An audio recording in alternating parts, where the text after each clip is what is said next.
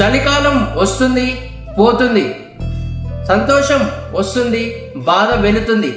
ఇదే Bhagavad Gita chapter 2 shlok number 14లో మనం చూసుకున్నట్టయితే మానవ శరీరానికి దృష్టి, వాసన, రుచి మరియు మన వినికిడి, స్పర్శ ఈ 5 ఇంద్రియములు ఉంటాయి. ఇవి వాటి సుఖాల దుఃఖాల కోసమే చూసుకుంటాయి. ఇవి ఎలా అయితే మన వేసవి కాలం మరియు శీతాకాలం ఇవి అలాంటివి, ఇవి ఎప్పుడు వచ్చి పోతుంటాయి. ఒక చిన్న ఉదాహరణ, ఒక యువకుడికి ఉద్యోగం పోయిందని బాధతో ఉంటాడు.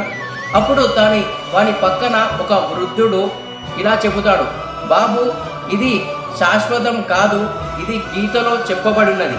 ఎవరైతే ఈ ఇంద్రియములను కంట్రోల్ చేసుకుంటారో వాడే ధైర్యవంతుడు, వాడే జీవితంలో ఎదుగుతాడు. నెక్స్ట్ లో చూసుకుందాం కృష్ణుడు దీనికి ఏం సమాధానం చెబుతాడో. అప్పటిదాకా హరే కృష్ణ.